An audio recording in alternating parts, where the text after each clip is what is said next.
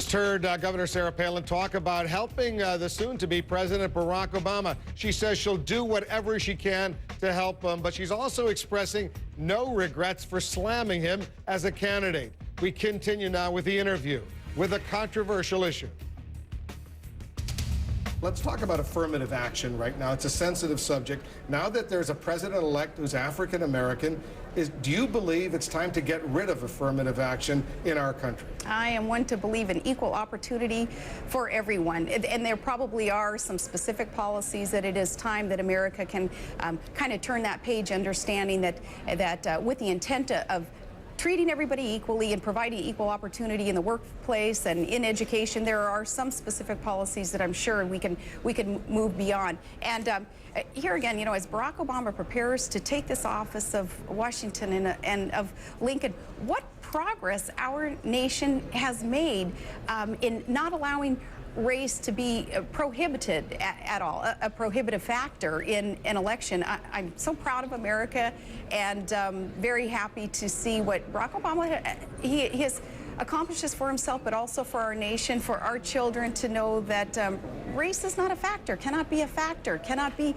a ceiling or a prohibition towards progress. Let's talk about some of the other issues, and we have a question. One of our reporters sent this in. Okay. Eric Olson of Savage, Minnesota. He says he's a Democrat. He voted for Barack Obama, but he has this question. Okay. Governor Palin, before the election, you were speaking with James Dobson, and you said you were confident that God would do the right thing for America on November 4th. Did God do the right thing for America?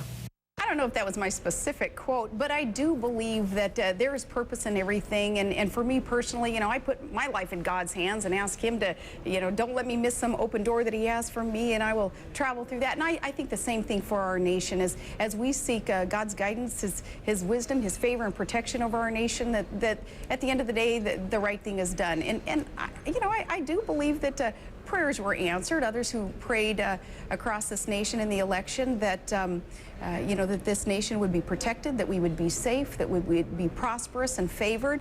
I believe that prayer is answered. All right, fair enough. What does Barack Obama have to do right now, in your opinion, to show that he's going to reach out to Republicans and independents and work in a bipartisan way? He needs to do what I did when I was elected governor of Alaska, and that is you don't use as your litmus test partisanship. You do not look to someone's party affiliation, but you look to fill your cabinet positions, especially with the best of the best. That's what I did as a governor of Alaska, appointing Democrats, independents, Republicans, all to work in a team effort, really walking the walk, not just talking the talk, not that just that rhetoric of, you know, an ability that's preached to reach across the aisle, but he's really going to have to walk that, and he can do that by appointing others who are not just a member of his own Democrat Party, and I think we're going to see that.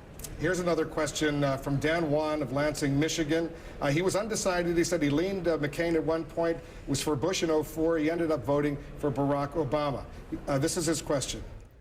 What would you propose the GOP do to reconcile this ideological shift in order to regain moderates and independents who so convincingly voted for President-elect Obama?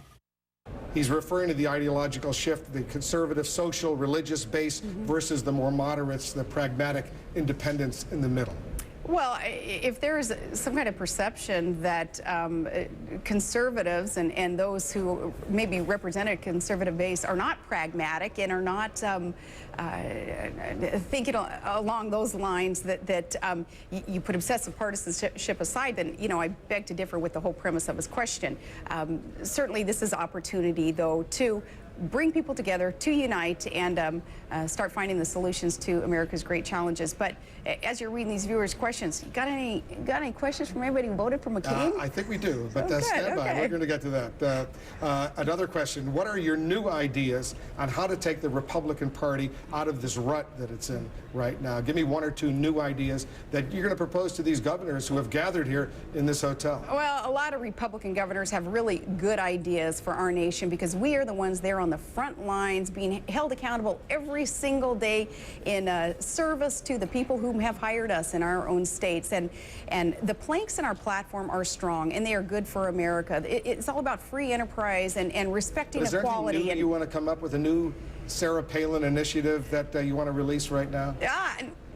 nothing specific right now, sitting here in these chairs that I'm going to be proposing, but in working with these governors who, again, on the front lines, are forced to, and it's our privileged obligation to find solutions to the challenges facing our own states every day, being held accountable, not being just one of many just casting votes or voting present every once in a while. We don't get away with that. We have to balance budgets, and we're dealing with multi-billion-dollar budgets and tens of thousands of employees in our organizations. That executive experience that every governor has and must have being put to good use now as we work together as governors to help reach out to Barack Obama's administration, being able to help him make good decisions based on the solutions that we already see. For me specifically, of course, energy independence that is doable here in this country. We have the domestic solutions because we have the domestic supplies. That's a huge issue for you.